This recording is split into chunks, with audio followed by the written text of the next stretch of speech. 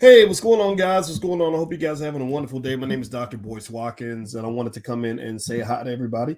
Welcome to the Black Financial Channel. Today, I'm going to talk to you about something that I thought was really interesting. It just kind of came to mind. I wanted to share it with you. It's what I call financial catfishing. You've heard about catfishing when it comes to dating, basically somebody pretending to be something that they're not. Well, I'm going to talk to you guys about financial catfishing. So get comfortable, buckle up, seatbelt. We're going to get started on the Black Financial Channel right now.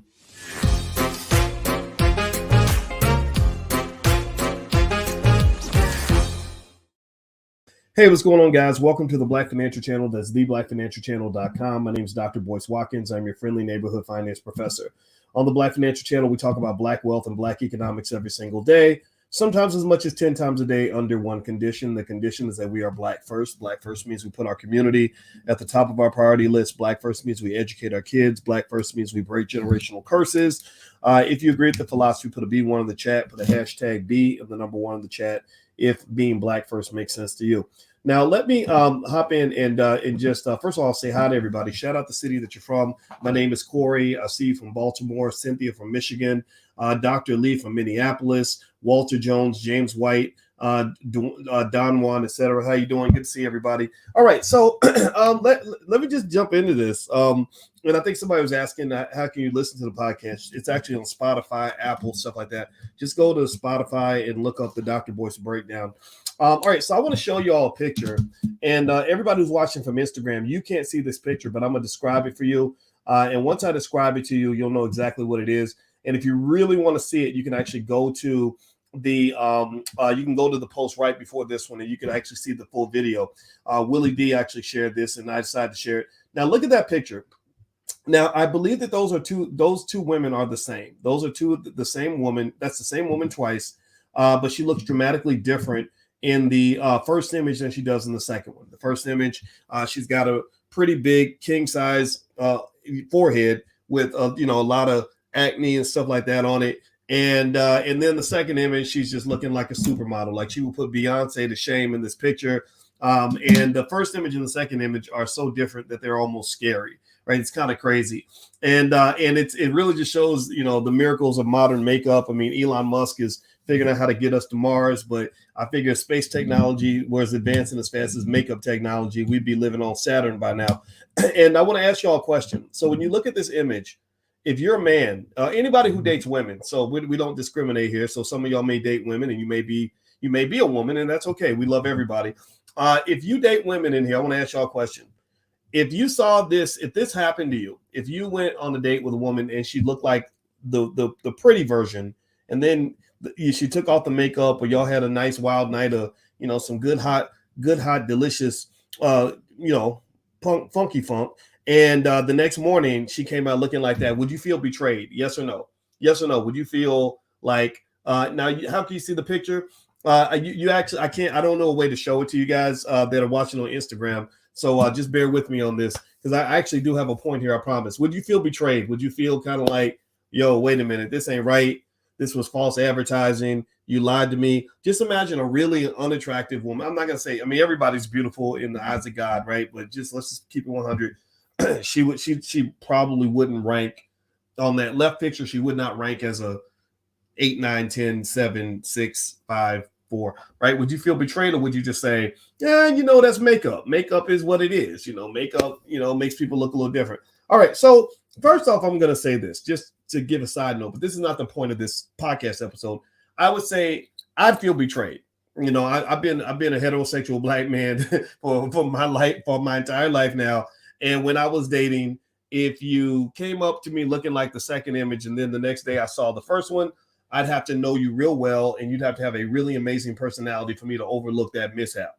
I would probably feel like you kind of cheated me, and it makes me feel bad for her, because if you wear that much makeup and you look that different when people meet you, and then they find the real you and they don't like the real you, then that may make you think that you got the attention you were looking for, but really it's temporary attention, right? So maybe that's an advocate for us, showing the real version of who you are. I saw this a little bit actually when I became like a little more famous and everything else. I noticed, I didn't know this, but I started noticing that there were women who would be in love with the image of me They would because they heard about me, they read my books, and they fell in love with this image of Dr. Boyce, but they didn't really care a whole lot about Boyce. Like, they didn't really, Boyce is not as interesting as Dr. Boyce. Coco, the little Coco in me, that's what they called me when I was a kid.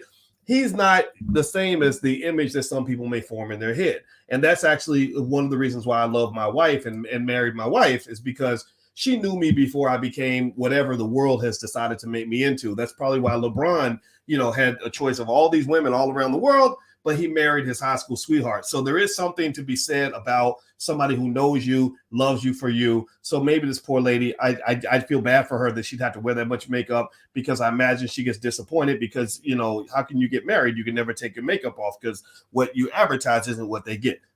Let's move on from that. That is what some would consider to be catfishing. Now, would you all agree? Give me a yes or no. Would you call that catfishing, or, just false advertising or something? Let me know what you think. All right. So now, why do I bring this up? Why am I talking about this? This is not a dating podcast. Sometimes we talk about relationship stuff. My wife's a relationship therapist, and so sometimes we delve into that. But that's not why I wanted to do this topic today.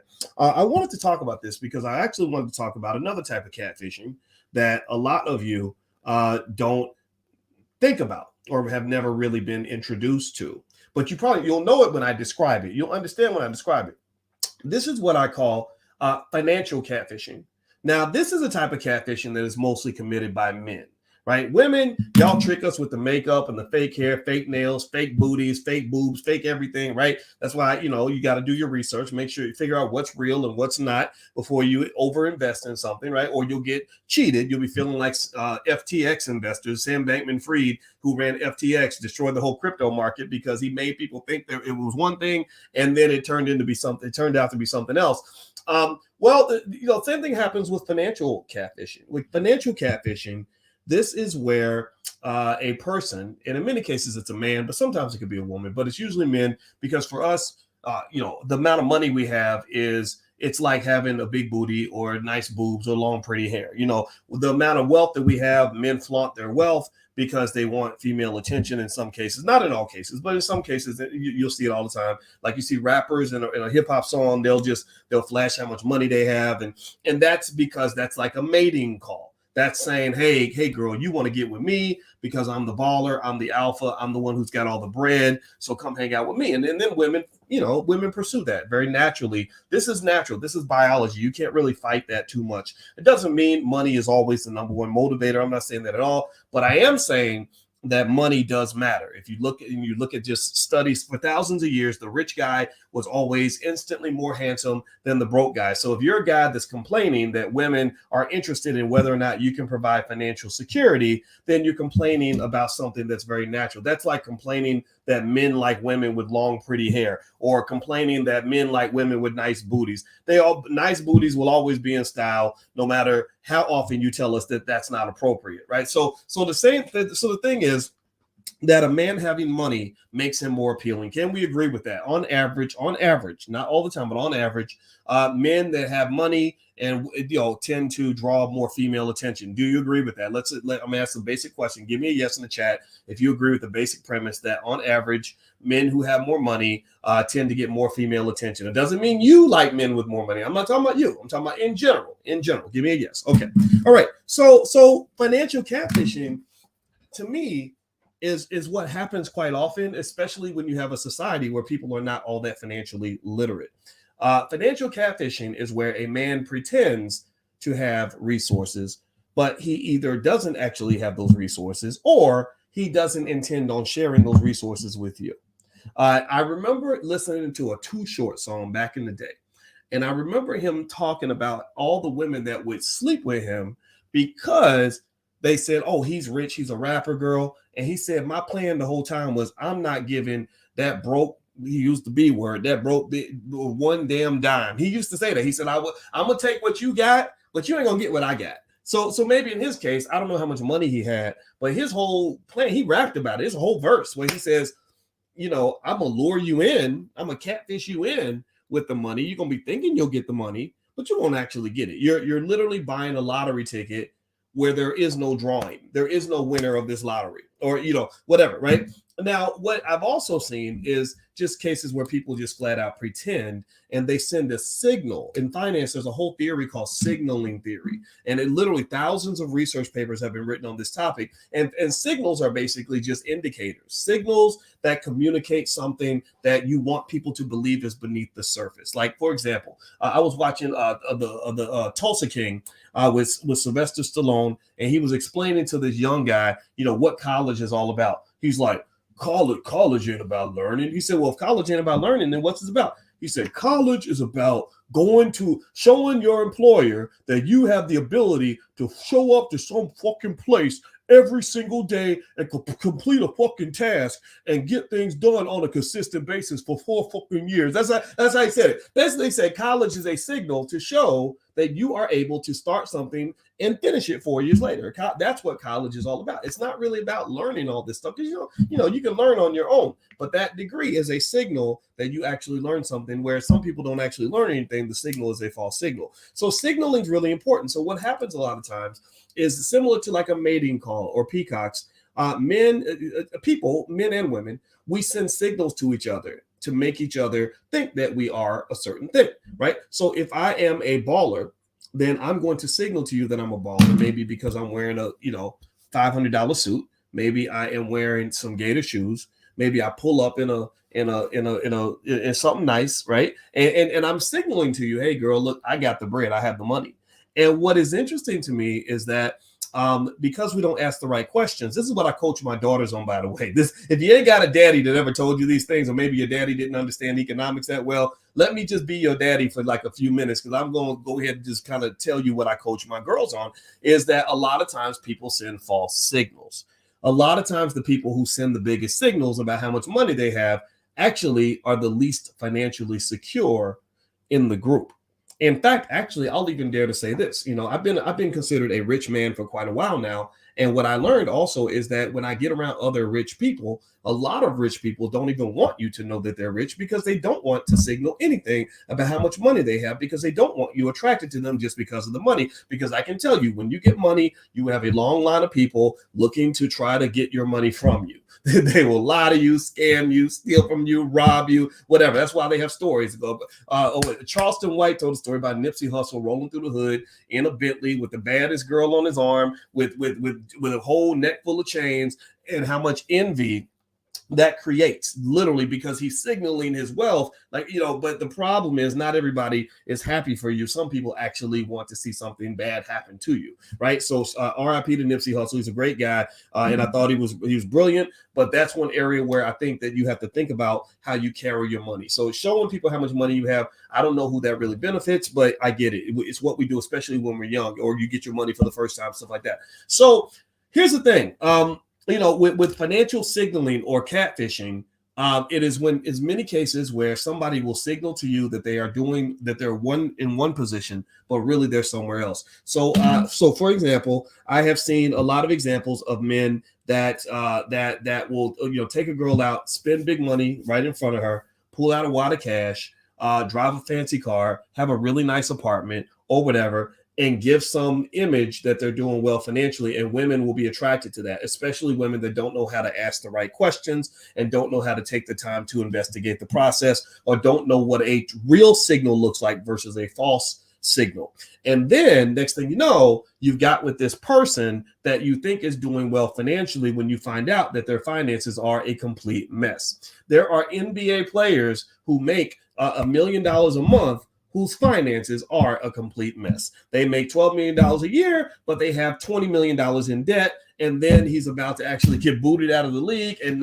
his income's going to drop. And then all his baby's mamas are going to sue him. And next thing you know, you're carrying around a lot of extra weight that you did not anticipate. I heard stories like this when I wrote my book, Financial Lovemaking. I wrote that book back in 2006, and I interviewed a lot of men and women about, things like financial infidelity and stuff like that. And I heard stories like that all the time, especially the stories that were most alarming were the stories of women who marry professional athletes, because half of them dudes are just don't even give a damn, or somehow they miraculously believe they're going to be in the NFL till they're 50. I don't know what they're thinking, but they literally you end up thinking you got the prize when really you got the burden. you got a long list of problems. So a couple things I would say is that, when you're talking about somebody that gives a signal like they have a lot of money, I think a few things you might want to pay attention to is try to figure out if he's driving a car and he's living in a nice house or nice apartment or whatever, is that a condo that he owns, or is that an apartment that he's renting?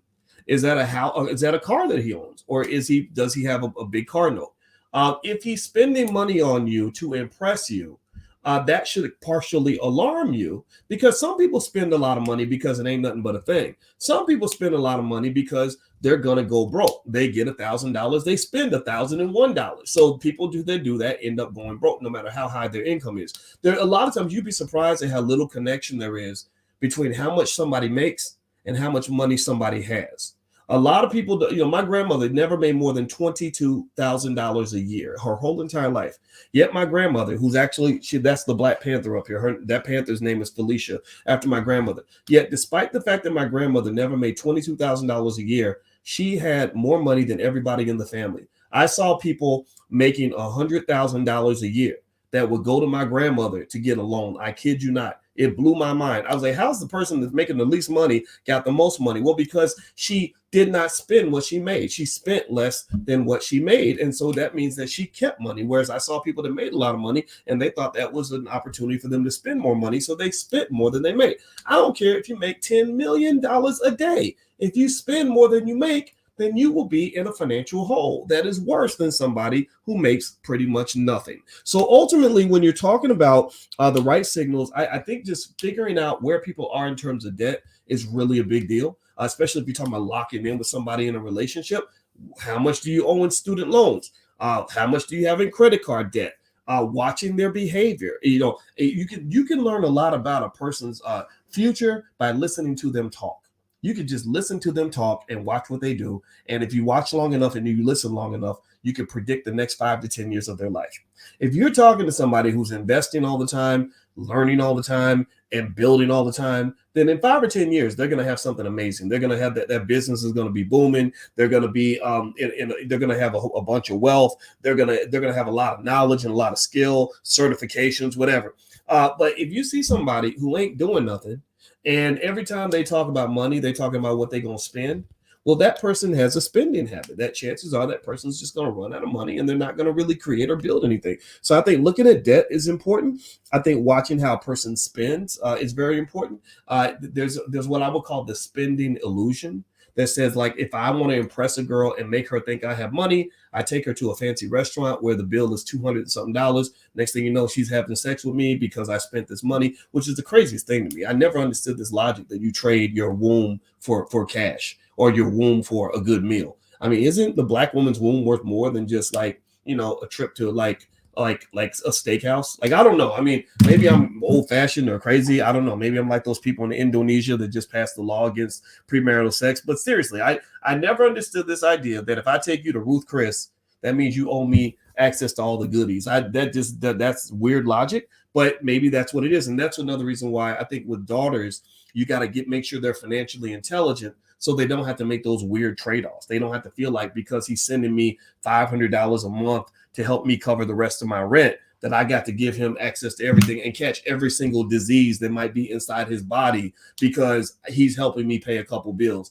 Seriously, makes no sense to me. I get it. If you're freaky and you just want to do it, then that's one thing. But if you're doing it because it's okay, he bought me he took me to Arby's 3 times, that just doesn't make any sense. So there's a spending illusion, debt. I think also figuring out when it comes to wealth is real simple. Wealth is basically net worth. That's it. Net worth. It's what you own minus what you owe. It's your assets minus your debt. That's it. That's all. I mean, that's what net worth is. Class dismissed. Have a good day. That's all net worth is.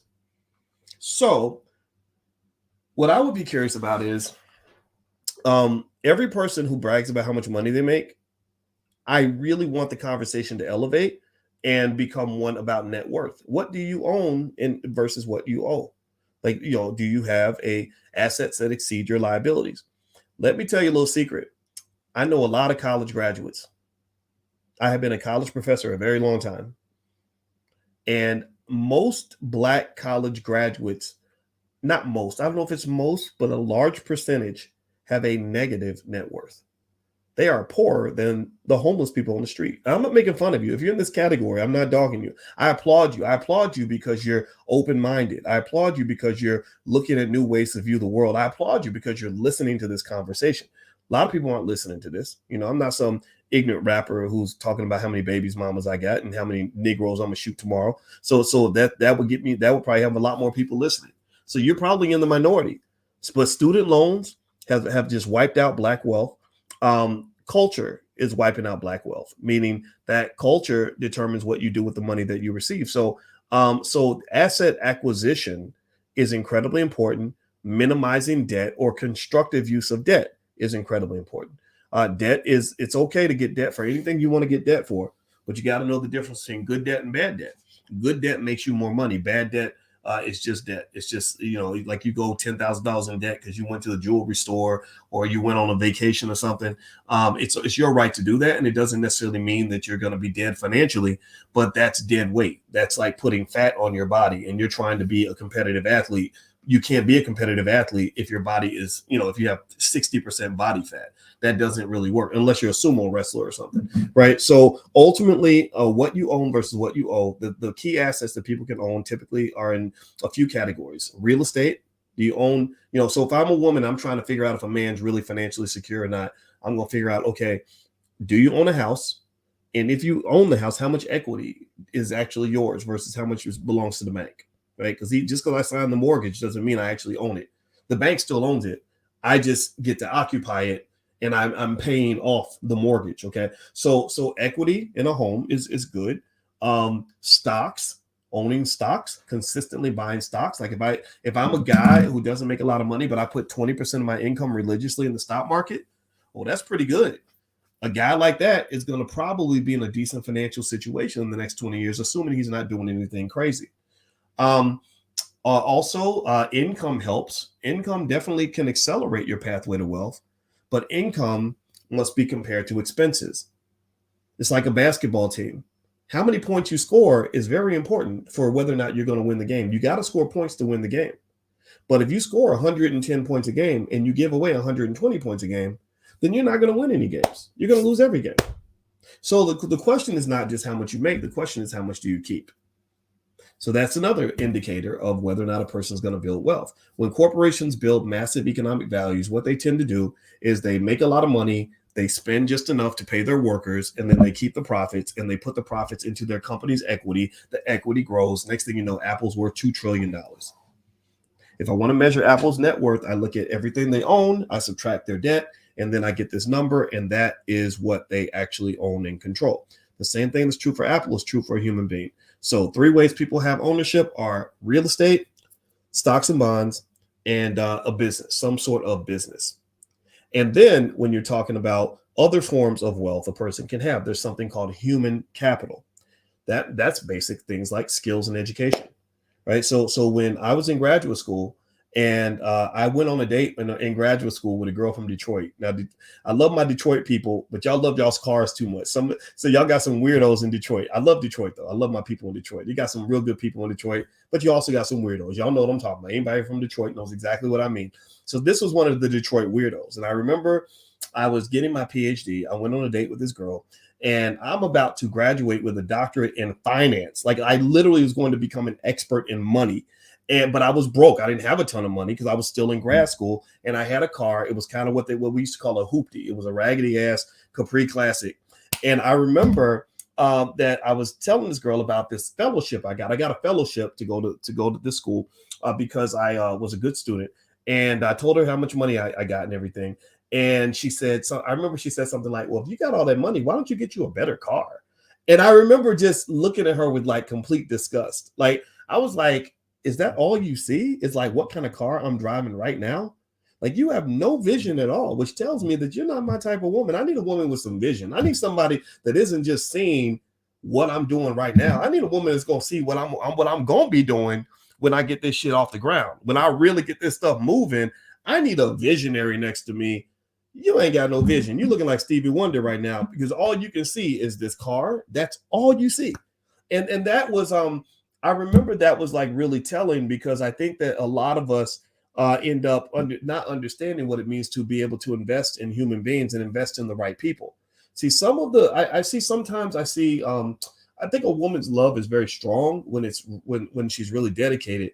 And I see some of y'all working on dudes that are just horrible fixer uppers. Like y'all got some real fixer uppers that just really aren't going to work out well for you. But then there's some guys that have some real potential where they get the right person at their back, really pushing them along and helping them along. You might have a Ryan Coogler on your hands. Ryan Coogler, he's like that. His wife, girlfriend, I don't know what I have to look it up, but the woman next to him at all the award shows, she was with him when he was trying to become a writer and trying to break into Hollywood. Now she gets to go to all the Black Panther premieres.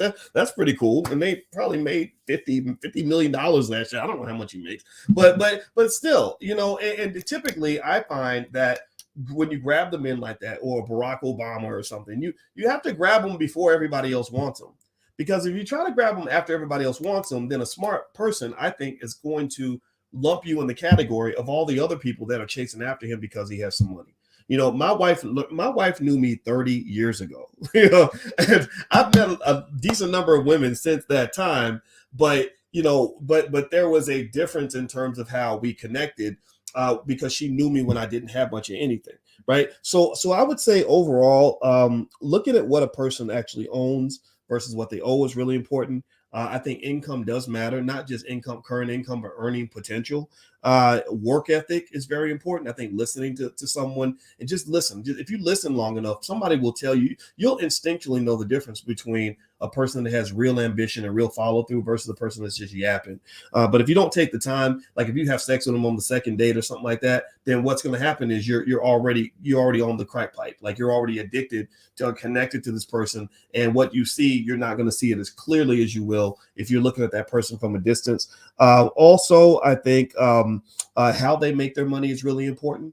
There are some professions you go into that have stable long-term income. There are some professions you go into that have short-term income. Like if you date somebody that's in the NFL, his earning potential is going to be big, but it's going to be very short. And so at that point, I'd be asking him, so what happens after football? What's the plan after football? If he has no plan, then that wouldn't be somebody I'd want to lock into, because it's like buying a stock right before the price goes down. Once an NFL player is done, remember when Kevin Samuels was alive, rest his soul, because he said some things that were true. He said some things I didn't agree with. But one thing that Kevin said that I definitely didn't agree with was he kept talking about women over 35 being leftovers. Nobody wants you. I think that I didn't agree with that at all, because I think there are lots of gorgeous women in their 40s and 50s and beyond.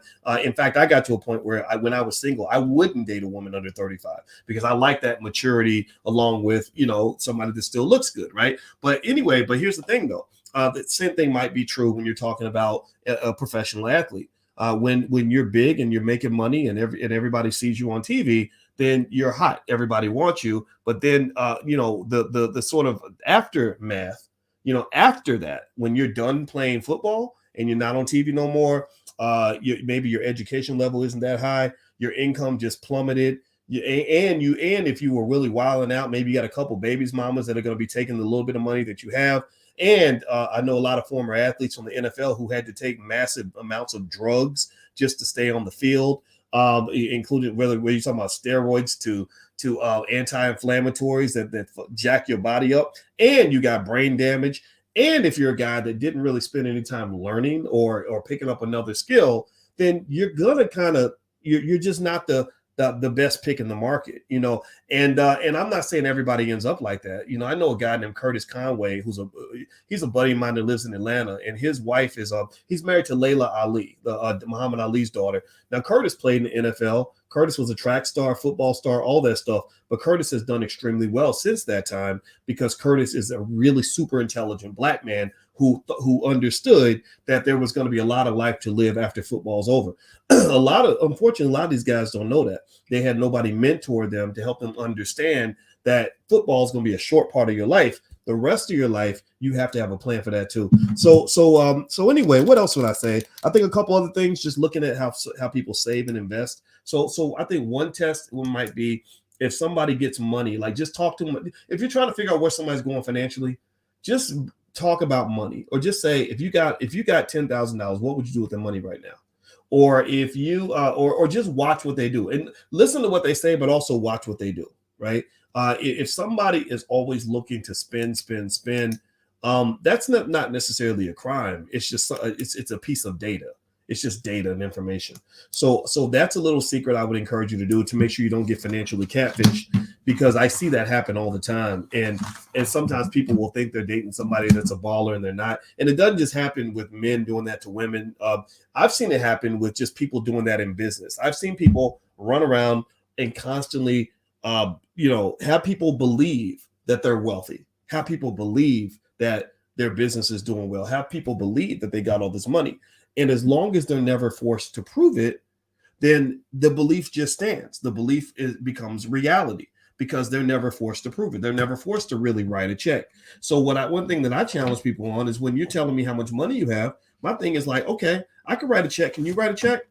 When I was working with Ice Cube on some stuff with politics, we were trying to, during the election and everything, he was doing a good job with that and standing out. And he's a fan of Powernomics like me. So when I reached out to Cube, I was like, gosh, I'd really like for him to buy some Powernomics books to support Dr. Anderson's institute, because we got to support Black institutions. And also, I think we can do something good for the community, give the books away. So what I did to him is I didn't ask him, I didn't say, hey, can you write a check to buy these books? I said, I'll write a check, and if you match what I write the check for, I would appreciate that. So whatever you spend, I'll spend the exact same amount, so that you understand that I'm not just all talk. I am action oriented, just like you, right? So a lot of times, if you want to know if somebody's really got some money, I really challenge them. I say, okay, well, write a check for something. Like, you got all this money, you're asking me for all this free stuff. Well, here's something that shouldn't, you're a millionaire, $5,000 should be nothing for you. Write a check, and then I'll believe you, right? Because people will fool you. People will lie to you. So many people pretend to be things that they're not. And think about this. How often do people actually get forced to validate what they actually have? Not very often, right? So I would say that when you're talking about something as serious as dating somebody or marrying somebody, I'd like to really know what I'm getting into, because I've seen scenarios where people get into the heat of a relationship, and then suddenly all these little revelations pop up. Oh, by the way, I have $180,000 in student loan debt. Oh, by the way, my credit score is a 420. Oh, by the way, I got this extra baby's mama that's going to be taking money out of the family bank account. Oh, by the way, I just lost my job. Oh, by the way, I was planning to quit my job as soon as I married you. So you're going to have to pay the bills from now. And since you already told me that you love me, and you told me that money doesn't matter, then you can't go now, because now you got to really prove that you're as loyal to me as you said you were. And I think that loyalty is something that you give after you do your due diligence. You can't just jump into stuff. So anyway, that's my thought for today. I don't think the term financial catfishing has been used anywhere else that I've ever seen. And so I thought that I would share that with you. The name of the book is Financial Lovemaking. I wrote that book many years ago. You can find it on Amazon. And my other new book is actually out there. It's called The 10 Commandments of Black Economic Power. You can actually get that on Amazon if you want to also. And this book actually covers strategies that families can use to build institutional legacies that are economically strong. So, for example, I talk about how to form your economic family. We talk about things like, codes of conduct that are required in order for your institution to actually survive and exist. We talk about creating fertile economic soil for your family. We talk about leaving a worthy inheritance. We talk about buying black and how that works in terms of building your economic systems in your family. We talk about investing in healthy relationships and how important that is to becoming wealthy as a family. So there's a lot there in terms of it being simple yet effective, and you can apply this to your family, and it will build your family wealth. I guarantee it. This is based on research, because as you know, the Black Business School, we talk about Black people. We're Black first. That's it. We don't apologize for that. Somebody just today actually said that because I tell everyone that we're Black first, that I am racist. And I said, if that's what a racist is, then I must be that. I don't claim the term racist, but at the same time, I do put Black first. I am here for the Black community. That does not mean that if you're white or Asian or Jewish or whatever, that you can't come here. Yeah, you can come here. You can learn from us just like we learn from you. We send Black people to white universities all the time. There are Black people that attend Notre Dame. You're not a white Catholic, but you're at Notre Dame, right? You're learning from Catholic people. You can learn from everybody. So people are allowed to come in and learn. But the number one mandate for our community is that we have to have something that we don't get that often, which is specialized attention to our issues, specialized attention to us. It's like if you want to cure cancer, you got to have researchers dedicated to cancer. You can't have researchers saying, well, I'll get to cancer when, if I have some extra time. You have to have cancer researchers that are focused solely on cancer. Or you want to figure out, the human brain. You have to have brain researchers. So the same thing is true with Black wealth. We are Black wealth researchers. That's what we're focused on. That's what we do. And we're very, very proud of that. So anyway, guys, do me a favor, hit the thumbs up button, thumbs up, share, subscribe. If you want to see my other books, actually, that I have, I don't mention it that much, but it's there. You can go to drboycebooks.com. That's drboycebooks.com.